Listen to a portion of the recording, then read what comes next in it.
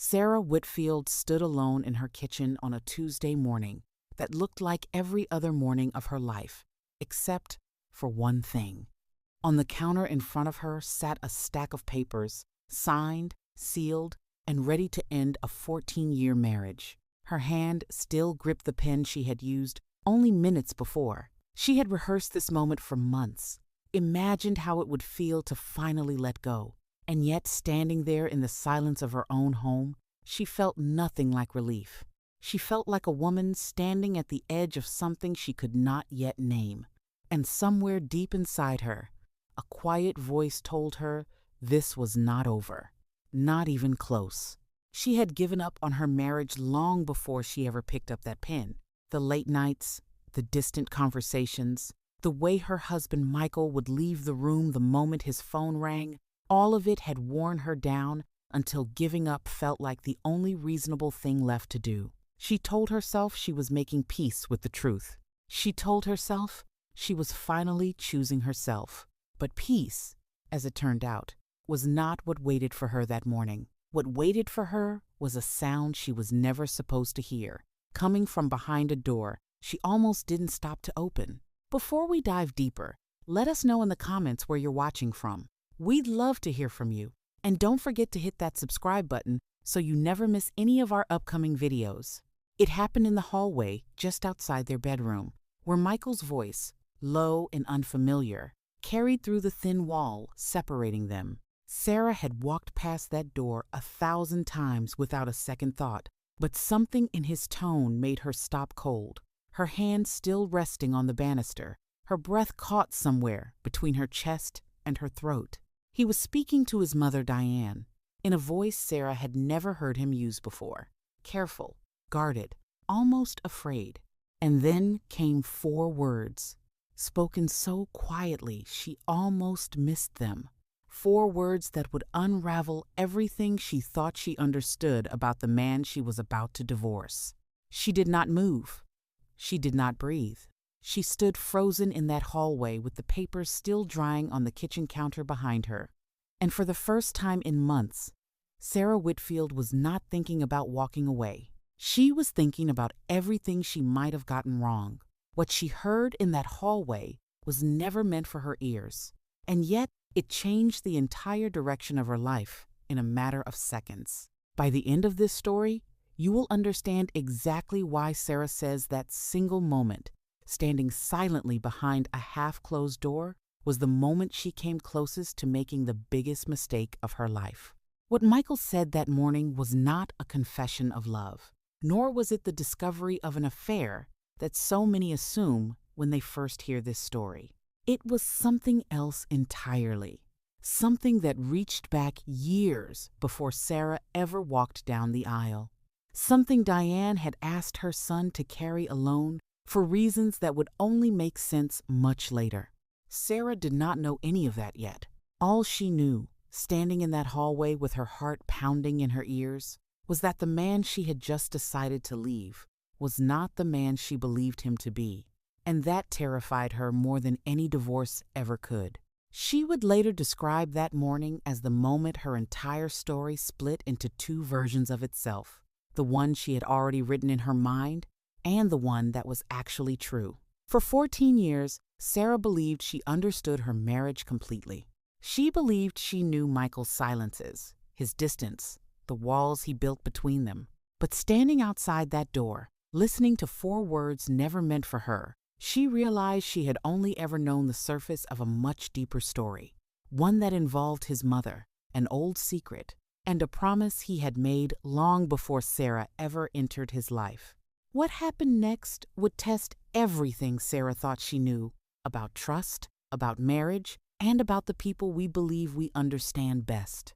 It would force her to ask whether walking away was still the right choice, or whether she had almost thrown away the truth before she ever had the chance to hear it. This is the story of the morning Sarah Whitfield signed her divorce papers, and the 4 words that stopped her from mailing them.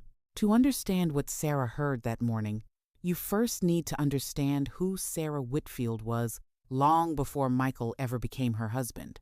She grew up in a small town in Ohio, The kind of place where everyone knew everyone, where Sunday dinners meant something, and where a woman was taught from a young age that patience and loyalty were the two greatest things she could offer a marriage. Sarah carried those lessons with her into adulthood, believing that love was something you built slowly, brick by brick, even when the building felt heavier than it should.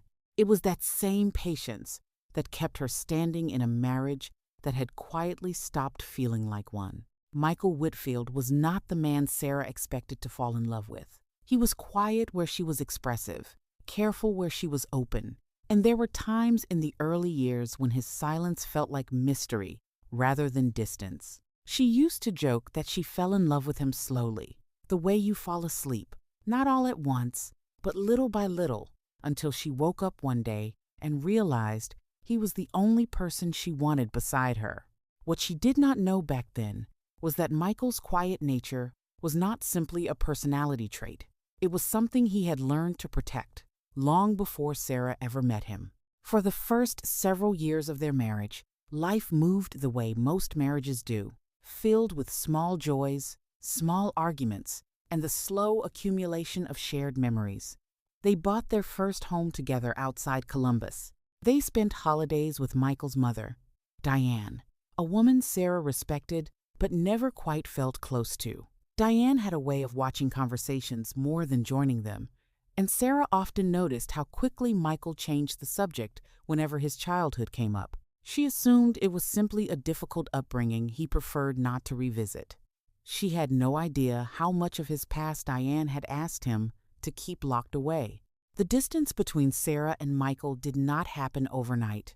It crept in slowly, through missed dinners, shortened phone calls, and the growing sense that he was somewhere else even when he was sitting right beside her. Sarah tried talking to him about it more than once, asking what was wrong, only to be met with the same answer every time: that he was fine, that work was simply demanding, that she was reading too much into it. She wanted to believe him. For years, she did believe him, even as the space between them widened into something she could no longer explain away. By the time Sarah began seriously considering divorce, she had spent nearly 2 years feeling like a stranger in her own marriage. She confided in her closest friend, Rachel, over coffee one afternoon, admitting for the first time out loud that she did not think Michael loved her the way he once had.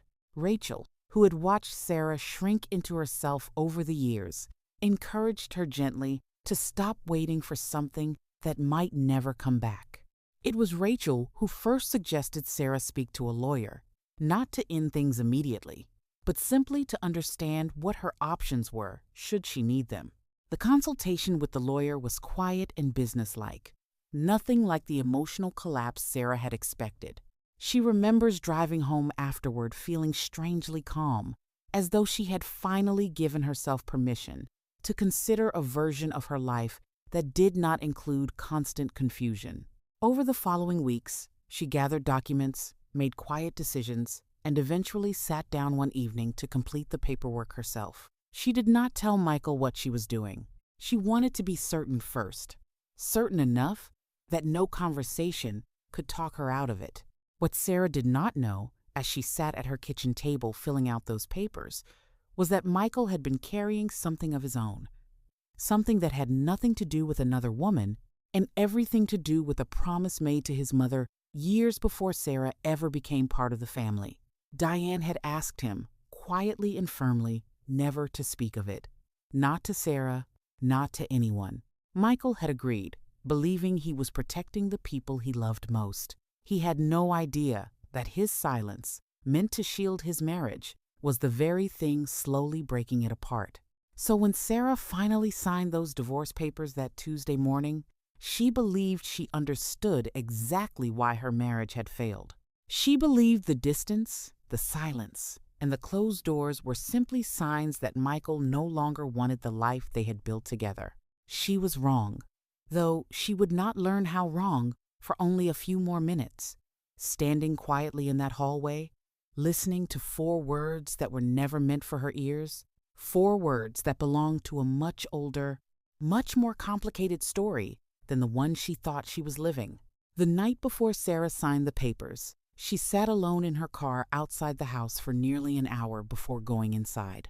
She had just left dinner with Rachel, who had spent most of the evening gently reminding her that she deserved a marriage where she did not feel invisible. Sarah had nodded along, agreeing with every word, yet something in her chest still resisted the idea of actually going through with it.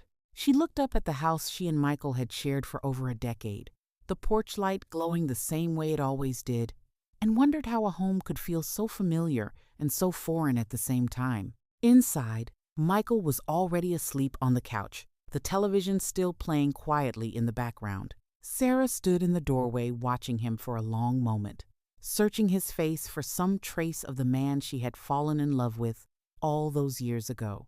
She found pieces of him still there, in the shape of his jaw, the way his hand rested against his chest, but the connection she used to feel simply looking at him was gone. She turned off the television, covered him with a blanket out of habit more than affection, and walked upstairs alone, carrying a decision she had not yet said out loud. That night, sleep did not come easily. Sarah lay awake replaying years of small moments, the missed anniversaries, the distracted conversations, the countless times she had asked Michael if something was wrong, only to be brushed aside. She thought about her own mother, who had stayed in an unhappy marriage for 30 years out of fear and obligation, and she promised herself she would not repeat that pattern. By the time morning light began creeping through the curtains, Sarah had made peace with what she needed to do. She was not angry anymore. She was simply tired, and tired, she had learned, was far more dangerous to a marriage than anger ever was. She woke before Michael, showered, dressed, and made coffee as though it were any ordinary day. When he came downstairs, they exchanged the same brief, polite conversation they always did. Questions about schedules, about who would pick up groceries, nothing that touched the truth sitting quietly between them. He kissed her cheek on his way out the door for work, unaware that his wife had already made peace with ending their marriage. Sarah watched his car pull out of the driveway and felt an unexpected wave of grief wash over her, not for the man leaving, but for the version of their life together that had quietly died long before that morning. With the house empty, Sarah retrieved the folder from the drawer where she had hidden it weeks earlier. She sat down at the kitchen table, spread the papers out in front of her, and read through each page slowly, one final time, giving herself permission to change her mind if she wanted to. She did not change her mind.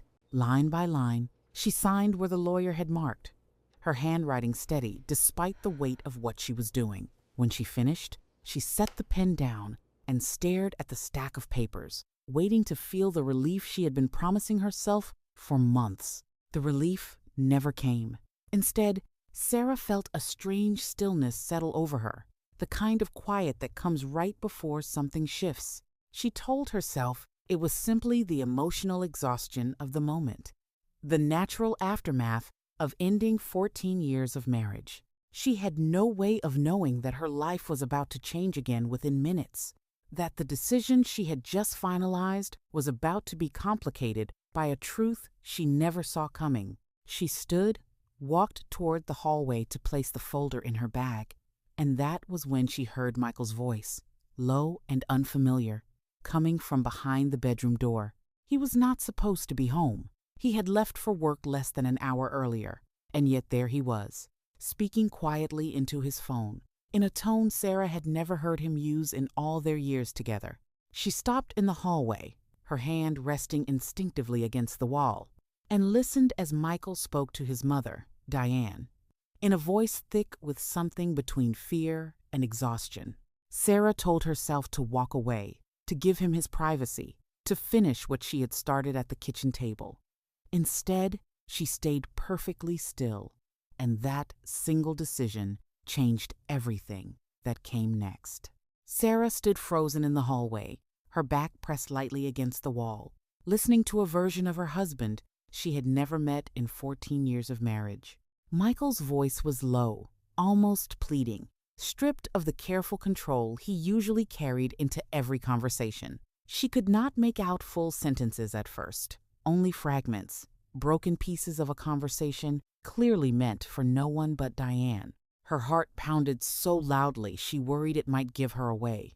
Yet, she could not bring herself to move, could not bring herself to walk back toward the kitchen where her signed divorce papers waited quietly on the table. The first clear words she heard were simple, almost mundane on their own.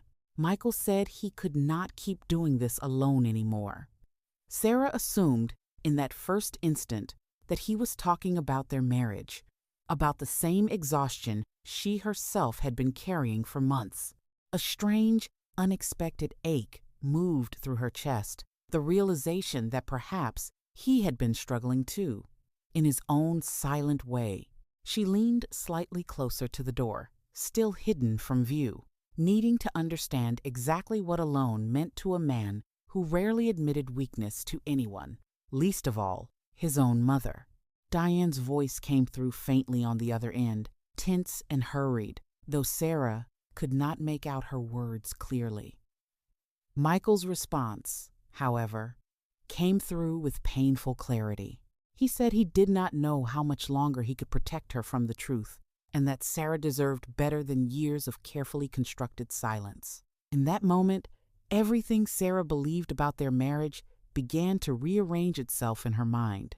She was not imagining a stranger, an affair, or the collapse of loyalty she had feared for so long. She was imagining something else entirely, something involving her, something being kept from her on purpose. Her mind raced through every possibility at once, each one darker than the last. Had Michael been unfaithful and confided in his mother out of guilt? Had he been hiding a financial secret, debts he was too ashamed to admit?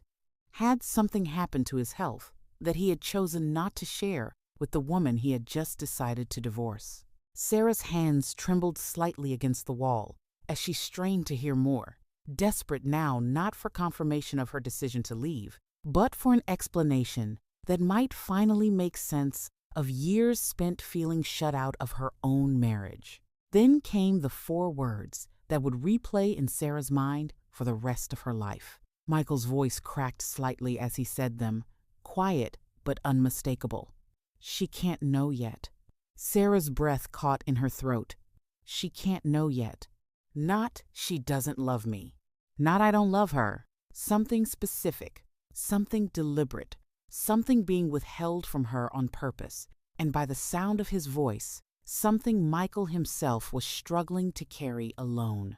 Sarah pressed her hand against her mouth to keep from making a sound, standing perfectly still as the weight of those 4 words settled over her.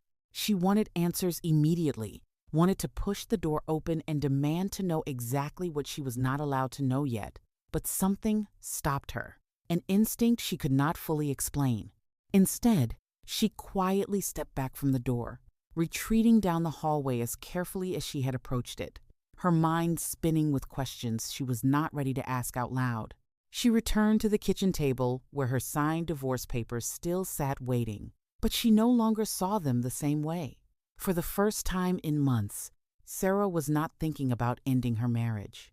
She was thinking about what Michael and Diane had been hiding from her, and how long they had been hiding it.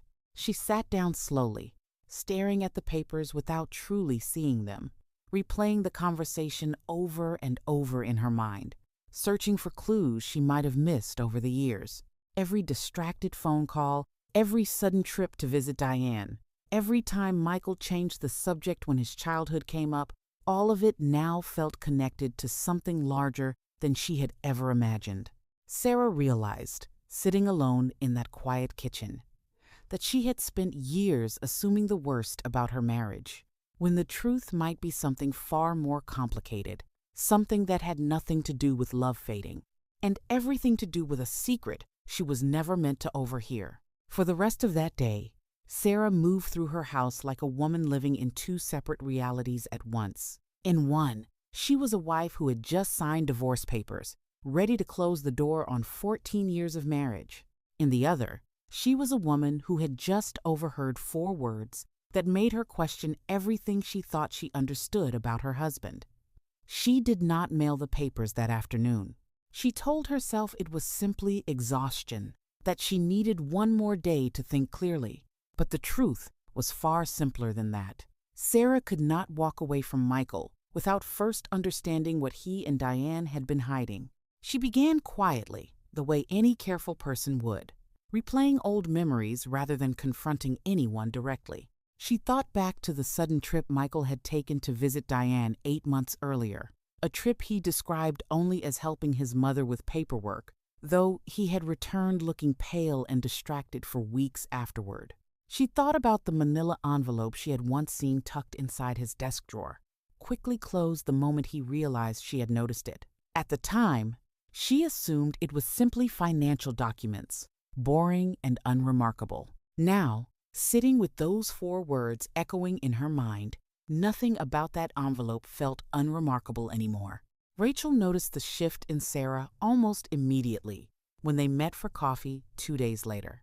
Sarah tried to explain what she had overheard without sounding as though she had lost her grip on reality, describing Michael's tone, the exact phrase he had used, the way his voice had cracked with something close to fear. Rachel listened carefully, her expression shifting from concern to genuine curiosity. She gently suggested that perhaps Sarah was searching for a reason not to go through with the divorce, a way of delaying an already difficult decision. Sarah understood why Rachel would think that, yet something told her this was different, that this was not avoidance, but instinct. That evening, Sarah found herself standing outside Diane's house for the first time in months, her car parked quietly across the street long after the sun had gone down. She had not planned the visit. She had stayed there without fully deciding to, drawn by a need for answers Michael clearly was not ready to give her. Diane answered the door in her robe, visibly surprised to see her daughter-in-law standing on the porch so late in the evening. For a brief moment, something flickered across Diane's face, not warmth, not confusion, but something closer to recognition, as though she had been quietly expecting this conversation for a very long time. Sarah did not waste time with small talk.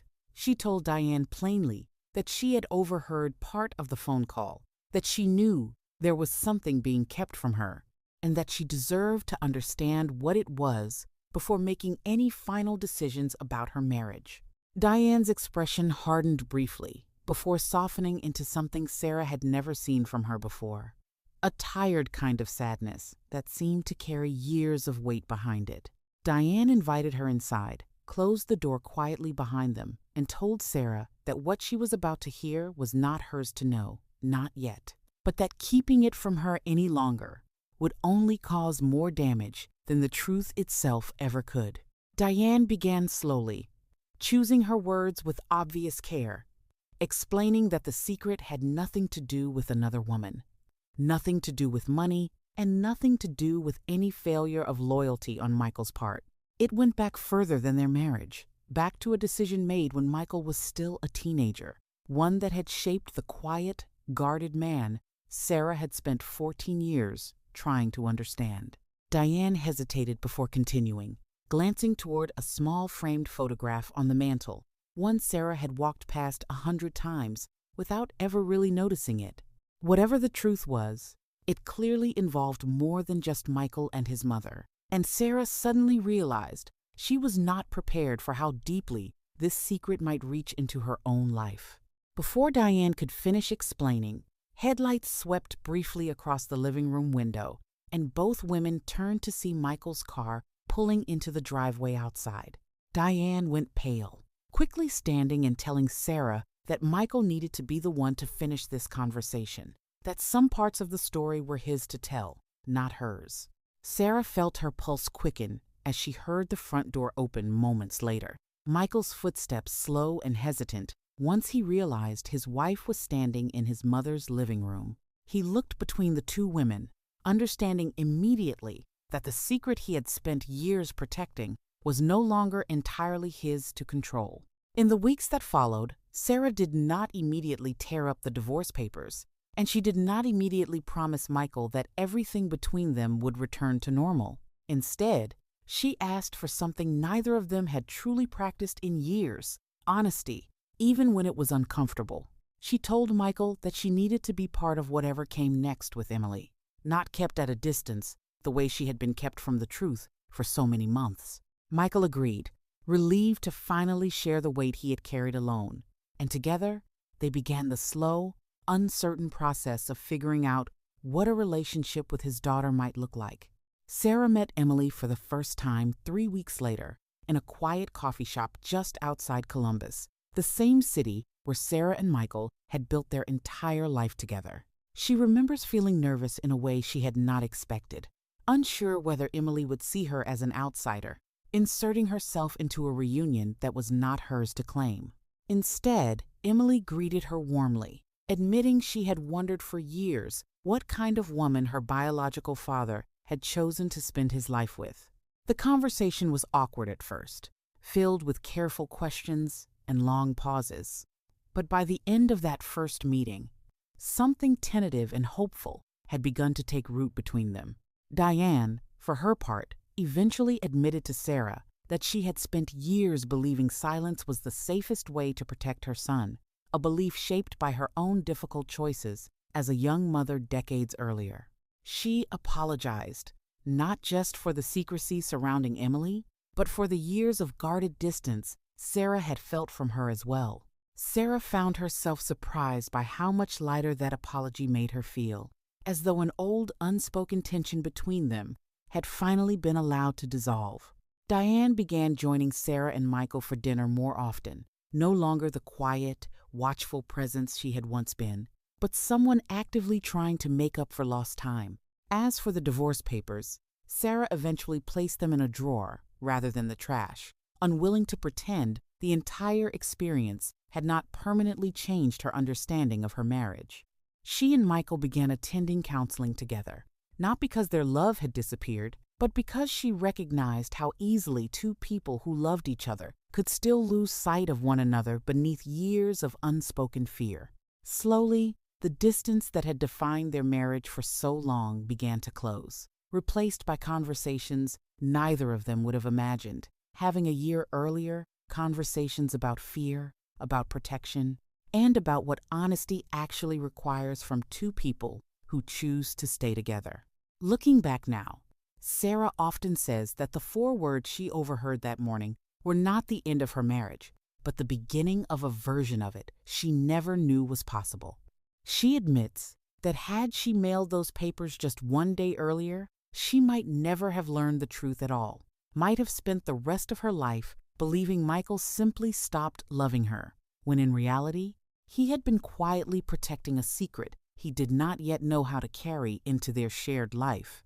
She still wonders, sometimes, what would have happened if she had walked past that hallway without stopping, without listening, without allowing herself one final moment of curiosity before letting go completely. Sarah's story raises a question many of us may never have to answer so directly, but one worth sitting with all the same. How well do we truly know the people we love? And how much of what we assume about their silence says more about our own fears than about the truth they may be quietly carrying? Would you have stopped in that hallway the way Sarah did? Or would you have walked away, papers already signed, never knowing what those 4 words truly meant? Let us know in the comments where you're watching from. We'd love to hear from you. And don't forget to hit that subscribe button so you never miss any of our upcoming videos.